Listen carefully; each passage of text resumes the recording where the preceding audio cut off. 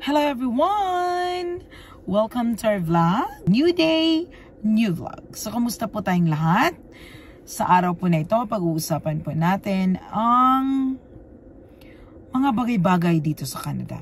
Marami kasi akong nababasa.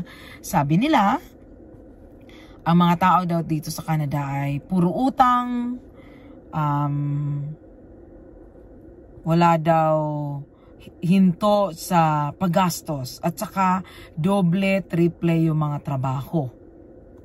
Well, sa totoo lang, ano naman siya, meron naman siya talagang katotohanan, di ba? So, kaya kami nagtatrabaho kasi marami po kaming binabayaran, di ba? Hindi naman tayo pwedeng hindi magtatrabaho. Kahit naman nasa Pilipinas tayo, kahit sa ibang bansa pa tayo, saan man tayo. Ako nga, kami mag-asawa, we came from Taiwan for 6 years. Wala kaming ginawa doon kundi magtrabaho from 8 a.m. minsan until 12 midnight kasi overtime. So, everyday yon, minsan nga hanggang Sunday pa. So, ganun din, kahit saan po tayo, kahit sa Pilipinas, nagtatrabaho naman tayo from morning to afternoon. Ganun din sa Canada. Meron tayong naririnig, oo, na mga yung iba dalawa, tatlo. Choice nila yun eh. Hindi naman natin yun gusto, di ba? Pero, masaya sila sa trabaho nila. Ako, isa lang po ang work ko. Pero I am planning to have one as part-time. Kasi may full-time ka, kung may extra time ka naman, katulad ako, 8:30 to 4:30, pwede ko pang pagtrabahuan yung 5 to 7 or 5 to 8. Kung meron ka, di ba? Kung iisipin mo. And then, you will have your rest day, Saturday, Sunday. Or if not, pwede ka mag-work ng Saturday or Sunday lang, di ba? So, hindi natin sila pwedeng i-judge bakit ganun. Kasi unang-una, meron tayong bahay na binabayaran, meron tayong tuition fee, kung meron tayong pinapaaral na anak, katulad sa amin, may college kami, meron kaming car, may mga insurances, meron tayong mga, of course, mga daily needs at saka mga basic needs na ating ginagawa or ating pinaglalaanan ng budget.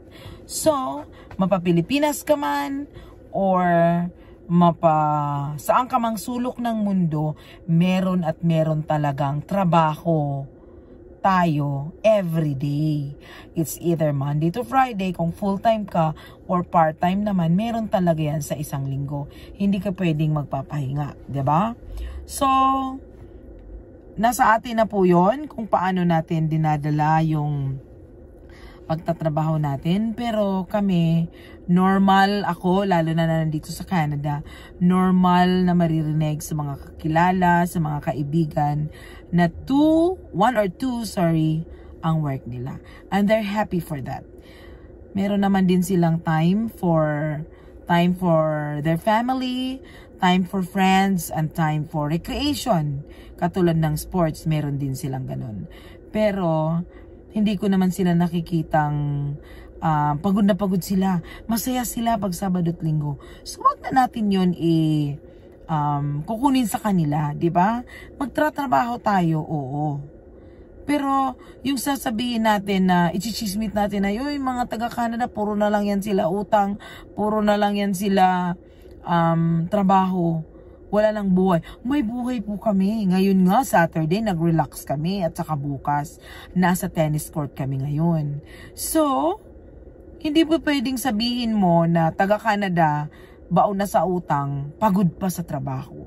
Kahit naman nasa Pilipinas ka, nasa ibang planeta ka, sa Mars or saan ka pa, sa Jupiter planet, may utang ka pa rin. 'Di ba? Yung mga negosyante nga, dami nilang utang eh. Kasi, ganun talaga ang life. Nasa sayo lang yan if you are smart enough to pay for your debts, you are smart enough to use your finances wisely. So, of course, nasa atin na yun kanya-kanya kung paano natin i-handle ang ating finances and paano natin i-handle ang ating buhay everyday. Basta marunong ka mag-manage, kaya sera-sera. Sabi pa nga sa kanta, di ba? kung ilan ang work mo, who cares kung ano ang klase ng work mo. Ang importante, masaya tayo at saka meron tayong pera. Hindi tayo nanghihingi. Hindi tayo kapos na kapos, 'di ba? Kahit papano may maduduko tayo. So yun lang po ang aking ma-share sa mga naririnig ko na kami daw po ay puro na lang trabaho dito sa abroad. Kahit naman po saan tayo, ganun talaga 'di ba? Kasi kumakain tayo. 'Di ba? Bibili tayo ng food. Naliligo tayo, may shampoo tayo, may sabon, 'di ba? Natutulog tayo, of course. Meron tayong aircon, or kung mag-winter, may heater. Pag naliligo tayo, pag naguhugas tayo, nagluluto tayo, or anything, bawat tulo ng ating gripo, may bayad yun. Wala pong libre di ba?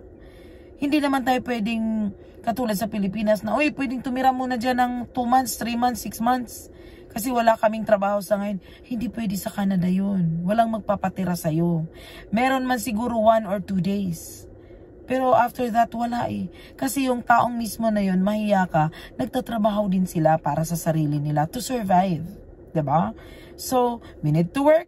Kasi we will sleep, we will eat, and we need to wear clothes. Kaya, sa mga basic pa lang natin, sa mga telepono natin, kailangan din natin magtrabaho. So, iko-correct ko lang, kaya kami maraming trabaho, unang-una sa Canada, kasi marami pong trabaho dito.